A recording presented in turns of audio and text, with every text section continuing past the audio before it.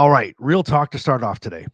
There are some exercises out there that are amazing for dopamine, but the way most of us do them, including me, they actually end up working against us. And the scary part is we don't even know we're doing them wrong. I didn't. I made every mistake on this list, sometimes for years, and I had no clue why my symptoms weren't improving the more I exercised. Everybody said they would. So today, we're going to talk about the 7 exercises that help Parkinson's, but only if you do them the right way. Huh. And stick around till the very end because Carmen, yep, Carmen, she drops her very first ever Carmenism.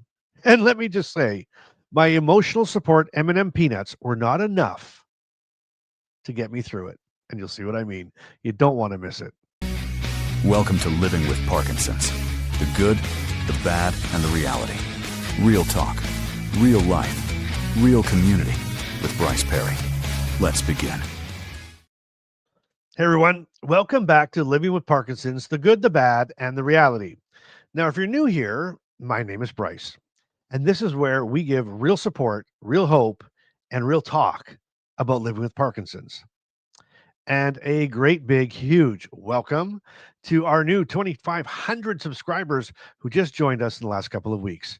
You are part of a worldwide family now, and you never, ever have to do Parkinson's alone, ever. But before we jump in, can I ask you for just one quick favor? If you could just quickly tap the like button right now, that would be amazing. And here's why. When you like this video early, YouTube goes, people are finding this helpful. And it starts showing it to more and more people who actually need this content. So that one click actually pushes Parkinson's education and awareness and advocacy further. And that's you doing that. So thank you for doing that. And if you haven't subscribed, subscribe. Okay. Now, before I go on, if you missed the last episode about levodopa timing mistakes and questions, the last 2 in a row, make sure you go back and check those out because this actually has something to do with that as well. And you'll get a better idea of what I'm talking about. But if you're ready, let's just get right into this. Now, first, I want to speak to the people who aren't exercising at all right now. Okay. And you know who you are. Come on, you know it, you get it. And I could be looking at myself in the mirror sometimes too. So I get it too. But I've been there. I want to take the pressure off of your shoulders right away. Okay. Look, you don't need a workout program, right? You don't need to be an athlete. You don't need to exercise for an hour every day. I know it's difficult. I know it's hard, but you just need to move, right? It's all about movement. Movement is the foundation that exercise grows from. Okay. Stretch in bed, march while brushing your teeth, walk to the mailbox and dance badly to one song. It all counts. Okay. So that's just from me to you. So don't get overwhelmed here. All right. Let's jump into this. Let's start with something that almost everybody does.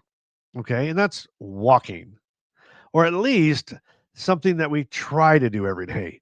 Now, I'm going to be honest here. I absolutely hate walking, right? I hate it. I absolutely hate it. I mean, unless I have to walk somewhere, like I'm walking to a hockey game or I'm walking to a restaurant or I'm walking on purpose. Okay. I don't like just saying, let's go for a walk and we just walk around or I just walk around the block. I just don't, it doesn't do anything for me. Okay. There. And I know I said it. I said it out loud. Carmen loves to walk. Me, I tolerate it, but barely. Okay. But I love walking with her, but by myself, ugh. But here's the part that I didn't know. Okay. Walking too slow can actually reduce the dopamine benefit you get from it. Okay. I didn't realize that. I thought as long as we move and go, right? It's not so. And that's what most of us do, right? We shuffle, we stroll, or we baby step around the house. But when we walk too slowly, our arm swing disappears, our stride shortens, and our brain basically checks out. It's like the brain says, "Okay, well, he's not really doing much here, so I'm just going to sit back and watch." Now, let me put it to you like this. Walking too slow is like microwaving your food on 10%. Sure, technically something's happening in there. You know it, you heard it, and the light's on, but Nothing meaningful is going on. And that's what walking too slowly is all about. And I've lived this myself. One time I tried to like power walk. I'm like, okay, I'm going to power walk, power walk with Carmen. And foolishly, I started with a pace that was way too fast for me. I burned through my meds like rocket fuel. Carmen had to escort me home like a tourist who wandered away from the resort. But here's all you have to do: walk at a pace that's just slightly uncomfortable. Okay. Not fast enough to panic, but fast enough that you actually feel yourself working a little bit. Okay. So try walking just normally for a minute. No pressure, just normal walking, and then do a 10 seconds, just a little bit faster.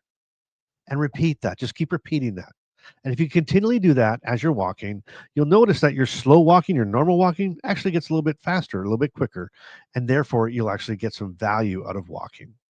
All right, let's move on. Here's another one that gets a lot of people: stretching while you're cold. Hmm. So many people stretch right after they wake up or when they're super stiff. But the reality is, cold muscles behave like frozen rubber bands.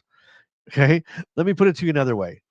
Trying to stretch cold muscles is like trying to fold frozen laundry. Everything resists, nothing bends. It's just stiff. I learned this the funny way, actually. One winter morning here in Winnipeg, which if you know Winnipeg, it's winter and it's cold, right? I bent down cold just to stretch a little bit.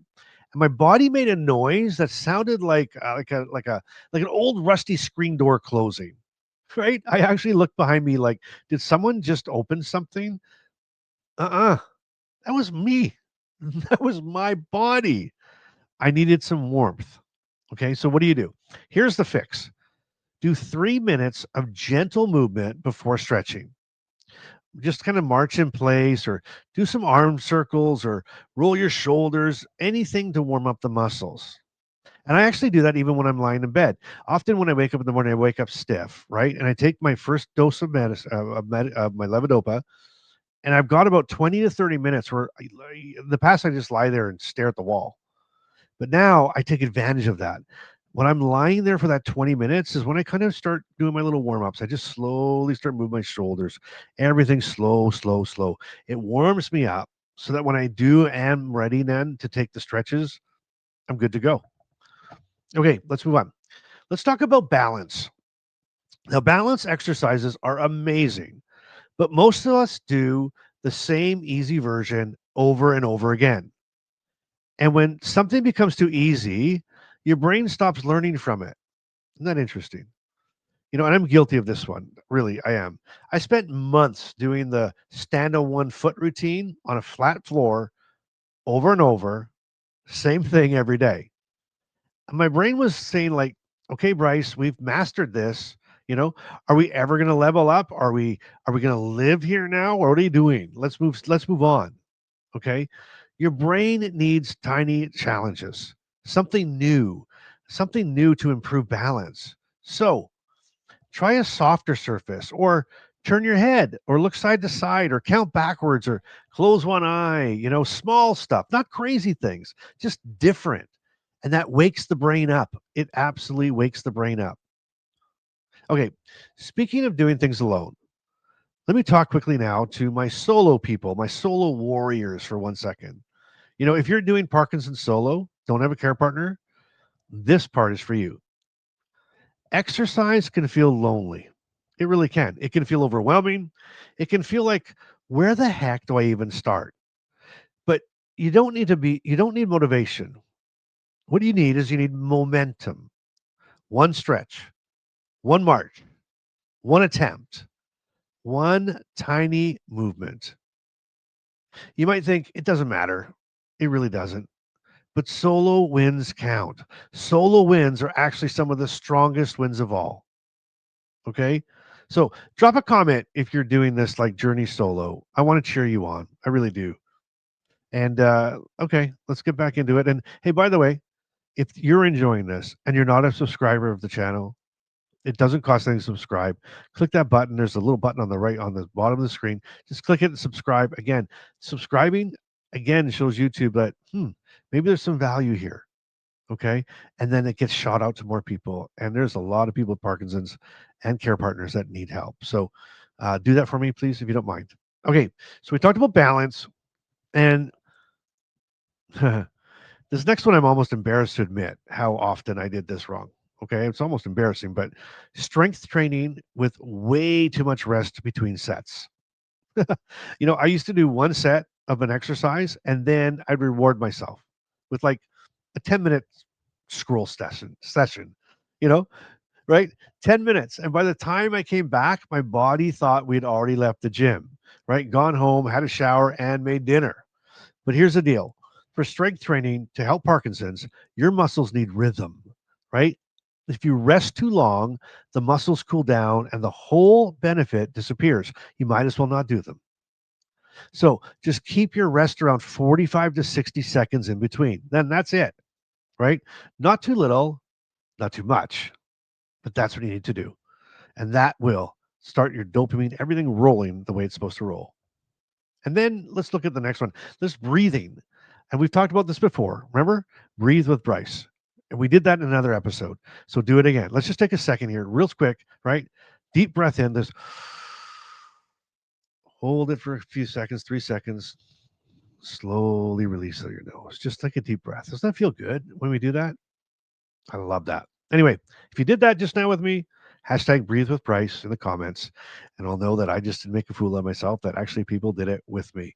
But breathing exercises are amazing, but a lot of people do them completely wrong. And you know what? You know what's when I say wrong? The wrong time. Hmm. Deep breathing is most effective when your dopamine is already flowing. Okay. If you do it when you're off, your brain kind of says, like, look, I'm doing my best here, right? But we're both drowning right now. It's like trying to meditate inside a tornado. For Parkinson's, that was good, actually. I like that one. Meditate. I just, you know what? Anyway, sorry. Sometimes I laugh at my own jokes. It's wild. But for Parkinson's, the best time to do breathing work is about 30 to 45 minutes after your meds. Okay. That's when your body is calm enough to actually benefit from it. There you go. And let's talk about dance therapy. Whew, dance therapy. Dance therapy is one of my favorites because it mixes movement with joy. Okay. But here's the mistake that people make, they dance to music that's too fast or too slow. Okay. If the music is too slow, you move like you're drifting around at a grocery store, right? And if it's too fast, it becomes, well, a cardio emergency. Carmen once picked a playlist that had to be at least 140 beats per minute. Okay. She's living her best life. Me, I lasted 8 seconds. My legs quit. They completely resigned. They didn't just resign, they retired early. It was wild. But my sweet spot for Parkinson's, like the sweet spot for Parkinson's is around 90 to 120 beats per minute. Okay. So if you can Google songs that say, at 100 BPM, and you'll find tons of great options, like tons of them. So you actually Google them and then put them in your playlist. Okay. All right. And here's the last one. And this one is powerful. This one is really powerful. And before I go any further, don't forget,